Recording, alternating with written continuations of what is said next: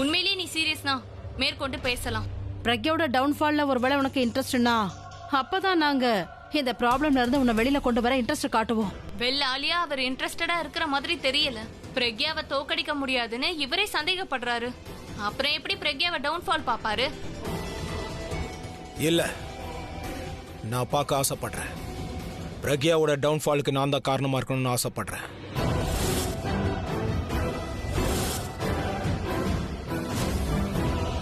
பிரக்யாவோட அழிவுக்கு நான் தான் புள்ளியார் சொல்லி போடணும். இதான் விஷயம்னா உன்னை காப்பாத்துறதுக்கு நாங்க ஒரு பிளான் போட்டிருக்கோம். நான் சொல்லும் போதே கவனமா கேளு, நான் திரும்பவும் சொல்ல மாட்டேன்.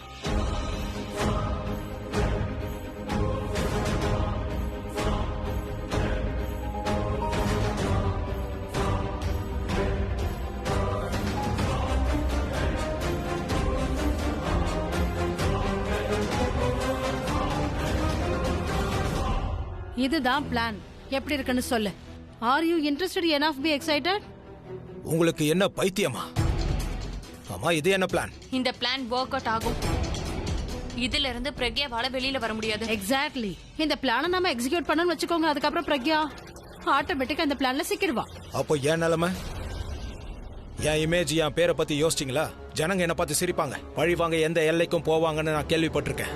கிட்னாப்பிங், கான்ட்ராக்ட் கில்லிங், என்ன வேணாலும். ஆனா நீங்க சொல்றீங்களா இந்த மாதிரி யாரும் பண்ண மாட்டாங்க. ஒரு ஆளையும் பொண்ணையும் சம்பந்தப்படுத்தி என்ன உளறீங்க? என்ன குழந்தை மாதிரி பேசிட்டு இருக்க கௌரவ்? உன் மேல நடந்த தாக்குதலுக்கு முன்னாடி இது ஒண்ணு பெரிய விஷயமே இல்லையே. இந்த விஷயம் ஜனங்களுக்கு தெரிய வந்தா அப்ப உன்னை பார்த்து சிரிக்க மாட்டாங்களா? இன்ட்ரெஸ்டிங். நான் இத கேள்விப்பட்ட உடனே பயங்கரமா சிரிப்பு வந்தது. பாத்தியா, ஆல்ரெடி உன்னோட பேர் டேமேஜ் ஆயிடுச்சு கௌரவ். நான் உன்னோட டேமேஜை கண்ட்ரோல் பண்ணதான் பேசிட்டு இருக்கேன். ஒருவேளை நம்ம இந்த பிளானை எக்ஸிக்யூட் பண்ணோம்னா பிரக்யாக்கு என்ன நடக்குதுன்னு அவளுக்கே தெரியாம போயிடும். எக்ஸாக்ட்லி. பிரக்யாவால யோசிக்க கூட முடியாது. அதாவது இந்த மாதிரி நீ பிரக்யாக்கு எதிரா பண்ண போறன்னு. அவ என்ன, எந்த ஒரு பொண்ணும் இந்த மாதிரி ஒரு ஆண் எதிர்ப்பா பண்ணுவான்னு நினைச்சு பார்க்க மாட்டான். இதுக்கான அர்த்தம் என்னன்னா கௌரவ், பிரக்யாவால எதுவுமே கண்டிப்பா செய்ய முடியாது. அவளால தப்பிக்கவும் முடியாது. ஆக்சுவலி இதை விட்டா உனக்கு வேற வழியே கிடையாது. நீ இதை மறக்காத கௌரவ். சுஷ்மா பிரக்யாவோட ரெப்புடேஷனை பில் பண்ண பாக்குறாங்க. உன்னோட சொத்தை சாரிட்டிக்கு கொடுக்க பாக்குறாங்க. அப்பதானே பிரக்யா இன்னும் பெரிய ஆளாயிடுவா. இந்த ஃபண்ட் சேரிட்டிக்கு போயிடுச்சுன்னா அவளுக்கு பேரும் புகழும் கிடைச்சிரும். எந்த அளவுக்கு பேர்னா அவ எலெக்ஷன்ல நின்னா கூட அவ ஜெயிச்சிருவா. ஆனா நம்மளோட இந்த மாஸ்டர் ஸ்ட்ரோக்கு அப்புறமா உனக்கு பேர் கொஞ்சம் கெடும் தான்.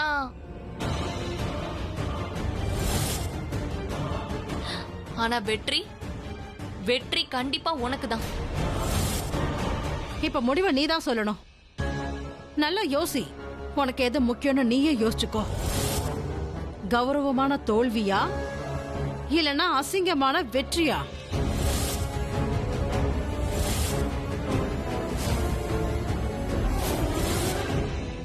இந்த பிளான் 100% ஒர்க் ஆகும் நம்புறீங்களா? 100%.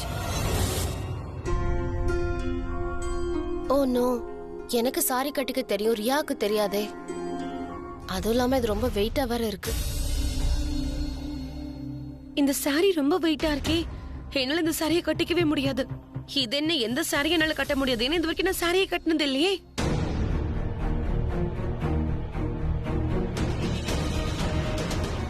வேணும்னு எனக்கு இவ்வளவு கஷ்டமான வேலையை கொடுத்துருக்கீங்கல்ல. பிராச்சி அழகா சாரி கட்டிக்கணும், நான் கட்டிக்க கூடாது. அதுக்காக தானே? அப்பதானே பிராச்சி நல்ல மருமகன்னு பேர் எடுப்பா. நான் தோத்து போயிடுவேன். This is not fair. புடவை கட்டின எனக்கே இந்த புடவை கட்டுறது ரொம்ப கஷ்டம். ஆனா அவ கட்டினதே இல்ல. இப்ப என்ன பண்றது? இந்த கஷ்டத்தை அவளுக்கு எப்படி ஈஸி ஆக்குறது? எனக்கு தெரியும் பிராச்சி, நீ ரொம்ப சந்தோஷமா என்ஜாய் பண்ணுவ. நான் இந்த சாரி அசிங்கமா கட்டிட்டு வந்து வெளியே நிக்கணும்ல, அதை பார்த்து நீ சந்தோஷப்படுவல்ல. ஆனா அப்படி நடக்காது, நடக்கவே நடக்காது. எல்லா வாட்டியும் நீ ஜெயிக்க மாட்ட பிராச்சி. கண்டிப்பா ஒரு நாள் உனக்கு எதிராக எல்லாமே திரும்பும் பிராச்சி. அன்னைக்கு நான் உனக்கு கீழே தள்ளுறேன் பாரு. பிராச்சி, எனக்கு நல்லா தெரியும், கண்டிப்பா நீ தான் இதெல்லாம் பண்ணிருப்ப.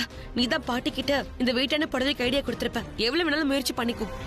ஆனா அதுக்கு நீ எல்லாத்தையுமே மறந்துட்டு போறவன் நான் இல்ல. நீ வேணா பாரு, நான் இந்த புடவையை கட்டிக்கிட்டு உன்னை விட பார்க்க அழகா இருக்க போறேன். ஒரு டால் மாதிரி இருக்க போறேன் பாரு. Just wait and watch. இல்ல, நான் அவளுக்கு ஹெல்ப் பண்ணியே ஆகணும். இந்த சாரி விஷயத்துல அவ கஷ்டப்படுறதை என்னால பாத்துட்டு இருக்க முடியாது. ரியா என் தங்கச்சி மட்டும் இல்ல, என் குழந்தையாவும் கூட. அவளும் என்ன மாதிரி இந்த வீட்டுக்கு மருமக. இந்த சாரி கட்டுறதுல நான் கண்டிப்பா அவளுக்கு ஹெல்ப் பண்ணுவேன். இந்த பிளான் வேலை செய்யாது. பிரக்யாவை பத்தி உனக்கு ஒண்ணும் தெரியாது, அதனால தான் நீ இப்படிலாம் பேசிட்டு இருக்க. எங்களுக்கு தெரிஞ்ச பிரக்யா இருக்கால, அவளோட வீக்னஸ் என்னன்னு எங்களுக்கு நல்லாவே தெரியும். எங்க அடிச்சா அவ கீழே விழுவாங்கிற விஷயம் எங்களுக்கு நல்லாவே தெரியும். அப்படி தெரிஞ்சிருந்தோம் இன்னும் ஏன் பழி வாங்காம இருக்கீங்க? உங்க கண்ணு முன்னாடி அவ எப்படி இவ்வளவு பெருசா வளர்ந்தா? அவ மேல போனதுக்கு காரணம் நாங்க ரொம்ப கீழே இறங்கிட்டோம். எங்க கிட்ட பணம் இருந்திருந்தா அவளை தனியாவே நாங்க ஹேண்டில் பண்ணிருப்போம். ஆனா நீங்க ஒரு விஷயத்தை புரிஞ்சுக்கல. பிரக்யாவை தோக்கடிக்கிறது அவ்வளவு ஈஸி இல்ல. பணம் மட்டும் இல்ல, அவகிட்ட மூளையும் இருக்கு. ஒருவேளை இன்னைக்கு அவகிட்ட இருந்து எல்லாத்தையும் பறிச்சாலும் அடுத்த கொஞ்ச நாள்லயே டாப் லெவலுக்கு வந்துருவா. அவளால அப்படியெல்லாம் எதுவும் பண்ண முடியாது. இப்ப இருக்கிற பிரக்யா தான் உனக்கு தெரியும். பிரக்யாவை பத்தி எங்களுக்கு முன்னாடியே தெரியும். அவ மிடில் கிளாஸ் மென்டாலிட்டி உள்ளவ, ஃபேமிலி வேல்யூ கொடுப்பா. அந்த மாதிரி ஆளுங்க 2 சப்பாத்தியும் கொஞ்சம் அன்பு கிடைச்சாலும் சாட்டிஸ்ஃபைட் ஆயிடுவாங்க. அவளோட அதிர்ஷ்டத்தினாலதான் அவ இந்த அளவுக்கு வளர்ந்திருக்கா.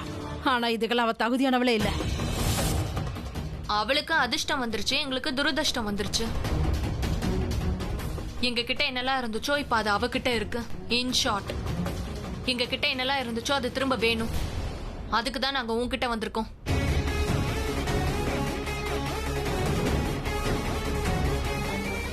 பிரக்யாவை வேட்டையாட நீங்க என்ன ஆயுதமா பயன்படுத்துறீங்க. ஆயுதமா இல்ல, வேட்டைக்காரனே நீதான். நீ உன்ன ஆயுதமாக்கிக்கிட்டு அந்த பிரக்யாவை நீதான் தாக்கணும். நாம விரிச்ச இந்த வலையில இருந்து அவ வெளியவே வர முடியாது. அழுவா, தடுமாறுவா, கொந்தளிப்பா, ஆனா தப்பிக்கவே முடியாது. லாபம் நம்ம எல்லாருக்கும் தான், நஷ்டம் நமக்கு ஏற்படுத்தினவளுக்கு தான் நஷ்டம் ஏற்படும். நான் அவளை பழி வாங்குவேன், அதனால உங்களுக்கு என்ன லாபம்? அவ சந்தோஷமா இருக்கிறதே எங்களுக்கு பிடிக்கல. அவ உன்னோட வலையில வந்து விழுவா, அவ அழுது அப்படியே அழிஞ்சு போவா. அத பார்த்து எங்களை விட இந்த உலகத்துல யாரும் சந்தோஷப்பட மாட்டாங்க. 2 வருஷத்துல நாங்க நிறைய இழந்துட்டோம். ஆனா இப்போ இழக்க வேண்டியது அவளோட டர்ன். அந்த அப்பாவிக்கு அவளுக்கு எதிராக என்ன நடக்க போகுதுன்னு கூட தெரியாது. ஒரு பழைய கணக்க பிரக்யாக்கு எதிராக நாங்க தீர்க்க வேண்டியது இருக்கு. நாங்க அவளுக்கு ஏற்படுத்த போற காயத்துல அவளுக்கு வலி ஏற்படுதோ இல்லையோ, ஆனா அடுத்து எழுந்து நிக்கவே அவளுக்கு தைரியமே இருக்காது. நாங்க எப்படி அவளை பழி வாங்கிடுவோம். ஆனா உனக்கு இந்த மாதிரி இன்னொரு வாய்ப்பு கிடைக்காது. அதனால மறுக்காத. தோத்து போன ஆட்டத்துல ஜெயிக்கிறதுக்கு உனக்கு ஒரு வாய்ப்பு கிடைச்சிருக்க. Let's do it.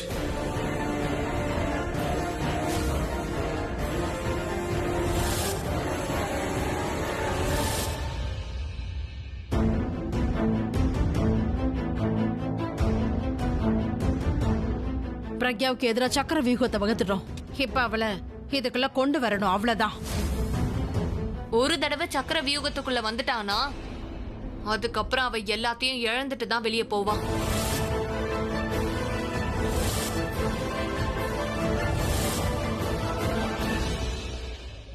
ஆச்சரியமா இருக்கு, இந்த ஸ்டூல் இவ்ளோ ஆடுதுன்னா நீ இன்னும் இதை மாத்தாம வச்சிருக்க. இந்த ஓ, இது என்னோட வேலை இல்ல, இல்லனாலும் நான் தானே பார்க்கணும். Monday, Tuesday, Wednesday, Thursday, Friday வேற யாரும் பார்க்க முடியாது இல்லையா? சரி விடு, நானே எடுத்து தரேன்.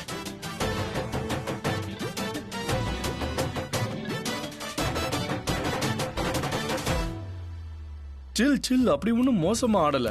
நான் விட மாட்டேன், கண்டிப்பா விட மாட்டேன். இல்ல இல்ல இல்ல, we can't take any chances. நான் தான் சொல்றேன்ல, நான் விட மாட்டேன்னு. நீங்க விழ மாட்டீங்க, ஆனா ஸ்டூல் விழலாம்ல. அது விழுந்ததுன்னா உடைஞ்சிரும்ல. ஓ, நான் என்ன நினைச்சுதான் கவலைப்பட்டியோன்னு நினைச்சேன். நான் சரியான பைத்தியக்காரன். நீ என்ன பத்தி ஏன் கவலைப்பட போற? நீ தான் எனக்கு 1 மாசம் நோட்டீஸ் கொடுத்திருக்கே. ஆனா இந்த ஸ்டூல் வந்து உன் கூட லைஃப் டைம் வரும்ல. ஸ்டூலை பத்தி தானே நீ கவலைப்படுவ, என்ன பத்தி? என்ன பேசணும் என்ன பேசக்கூடாதுன்னு தெரிய மாட்டேங்குது. ஏதோ சொல்ல வந்துட்டு எதையோ சொல்லிட்டு இருக்கேன். ஏதோ ஒரு விஷயத்த பத்தி யோசிக்கிறேன், ஆனா வேற விஷயத்த பத்தி பேசுறேன். எந்த ஃபைல்? அதோ மேல இருக்குல்ல, அந்த பர்பிள் ஃபைல். இதுவா?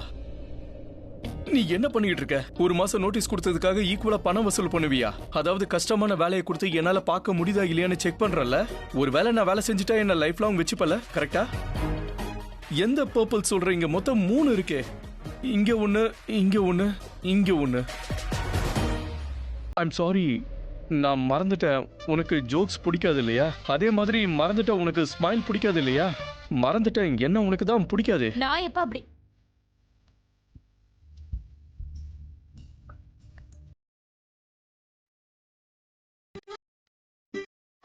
என்னை சாய்த்தாளே உயிர் தேய்த்தாளே இனி வாழ்வேனோ இனிதாக தடுமாறாமல் தரை மோதாமல் இனி வீழ்வேனோ முழுதாக இதழோரத்தில் நகை பூத்தாளே என் பாவங்கள் தீர்த்தே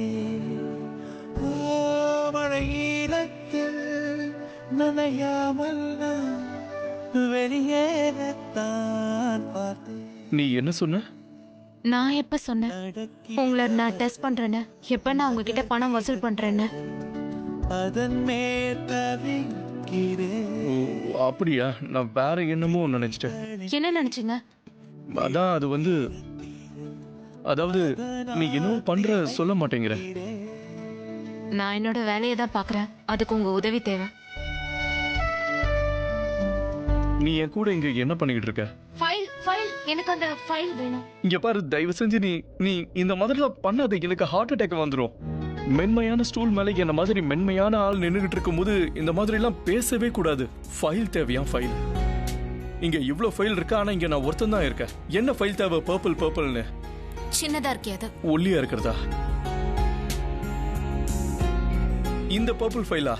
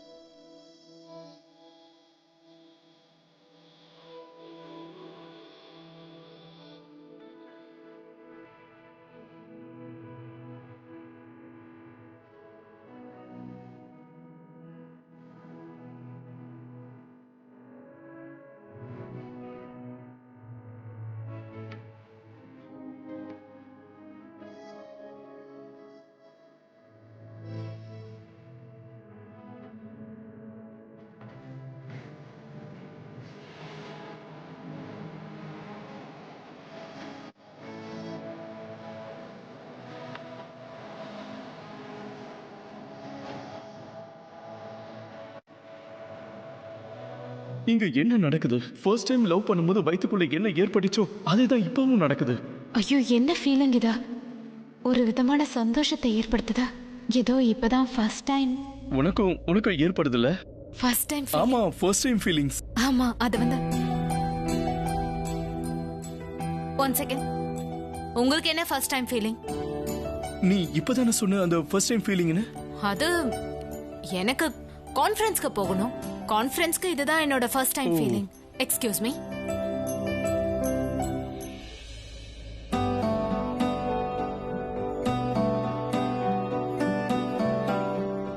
எனக்கு இங்க ஃபர்ஸ்ட் டைம் லவ் ஆன ஃபீலிங் ஏற்படுது. அது வயித்துக்குள்ள அப்படியே பட்டாம்பூச்சி பறக்கிற மாதிரி ஒரு மாதிரி கூசுது. அவளுக்கு இது ஏற்படலையா?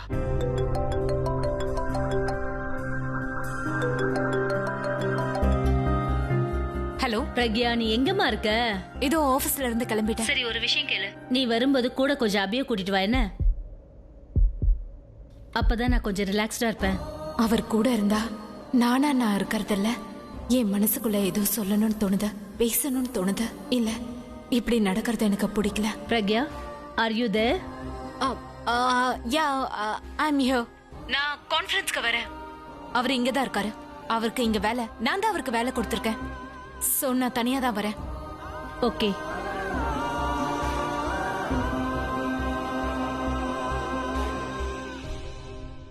அஞ்சனா, ஜர்னலிஸ்ட் வந்துட்டாங்களா? Yes ma'am. அவங்கள வந்து ஜாயின் பண்ணிக்க சொல்லு.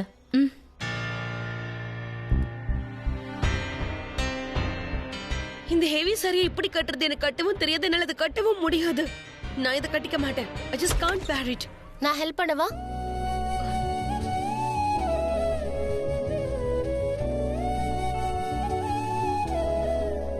நீ எதுக்கு எனக்கு ஹெல்ப் பண்ற? அதானே, சின்ன மருமக எதுக்கு பெரிய மருமகளுக்கு ஹெல்ப் பண்ணணும்? சின்ன மருமக பெரிய மருமகளை பத்தி எனக்கு தெரியாது. ஒரு அக்கா தான் தங்கச்சிக்கு ஹெல்ப் பண்ணலாம்ல? கண்டிப்பா தாராளமா பண்ணலாம். ஆனா 2 பேருக்கும் இடையில காம்படிஷன் நடக்கும்போது இது கூடாது. எங்க பாருங்க அத்தை, இந்த காம்படிஷன் சாவிக்கு தான். ஃபேமிலிக்குள்ள என்ன காம்படிஷன் சொல்லுங்க? அதோட ராஜேஸ்வரி மேடம் முதல் தடவை எங்க 2 பேரையும் பார்க்க போறாங்க. அவங்க கொஞ்சம் ஓல்ட் டைப்னு அத்தை வர சொல்லிருக்காங்க. அவங்களது ட்ரெடிஷனல் திங்கிங்னாங்க. சோ கண்டிப்பா ஒரு சின்ன எதிர்பார்ப்போட தான் அவங்க இங்க வருவாங்க. அவங்க எதிர்பார்ப்ப நாங்க முழுசா நிறைவேற்றினா அவங்களும் சந்தோஷப்படுவாங்க. இப்போ ரியாவுக்கு சாரி கட்ட தெரியாது. நீங்க நாத்தனாரு, கொழுந்தியா, அக்கா, தங்கச்சி என்ன வேணாலும் சொல்லிக்கோங்க. வரவங்க முன்னாடி ரியா பெர்ஃபெக்ட் மருமகளா இருக்கணும். எனக்கு அதுதான் வேணும். ரியா பிராச்சி, நீங்க இன்னும் ரெடி ஆகலையா? ராஜேஸ்வரி மேடம் 3 மணிக்கு வராங்கன்னு உங்ககிட்ட நான் சொன்னேன் இல்லையா? நீங்களே பாருங்கக்கா, பிராச்சி வந்து ரியாக்கு சாரி கட்ட ஹெல்ப் பண்றேன்றா. ஆனா காம்படிஷன் நடக்குதுல்ல, அவ எப்படி ஹெல்ப் பண்ண முடியும்? காம்படிஷன்ல யாரும் யாருக்கும் ஹெல்ப் பண்ண கூடாது. நான் என்ன சொன்னனோ அதை தான் செய்யணும், அதுவும் தனியா செய்யணும். அது தெரியும் அத்தை. ஆனா என்னன்னா ரியாவுக்கு சாரி கட்ட தெரியாது. அதுவும் இல்லாம ரொம்ப வெயிட்டா இருக்கு. அது மட்டும் இல்லாம காம்படிஷனை ஜெயிக்கிறதை விட முக்கியம் ராஜேஸ்வரி மேடத்தோட மனசை தான் ஜெயிக்கணும். ஆஹா, என் கண்ணே பட்டணும் போல இருக்கு. ரியாக்கு ரொம்ப அருமையான நாத்தனார் தான் கிடைச்சிருக்கா. என் தங்கச்சியோட குழந்தையா இப்படிதான் பேசுவாங்க. ஸ்வீட்டா பேசுவாங்க, ஆனா எதுவும் பண்ண மாட்டாங்க. அதான் உண்மையும் கூட. இதே மாதிரி தான் என் தங்கச்சி சமைக்கும் போது கூட பாயாசத்துல சர்க்கரைக்கு பதிலா உப்பு அள்ளி போட்டுடுவாங்க. இங்க பாரு மாரியா, உன்கிட்ட ஒரு விஷயம் சொல்லவா? சில சமயம் அளவுக்கு மிஞ்சினா அமிர்தம் கூட விஷம் தான். என்ன?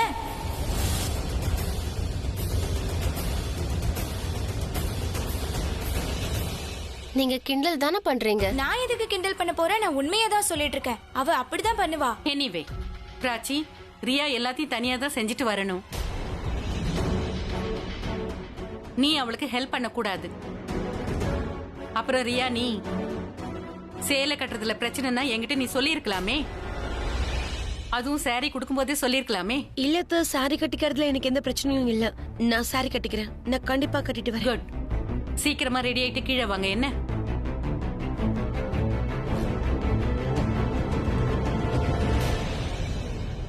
இங்க பாரு ரியா, புடவை எப்படி கட்டுறதுன்னு ஆன்லைன்ல நிறைய வீடியோஸ் எல்லாம் இருக்கு. அதை பார்த்து கட்டிக்கோ, வந்துரும். இல்லன்னா நான் உனக்கு அந்த ராஜி, இங்க என்ன பண்ணிட்டு இருக்க? வா போலாம். வா வா வா.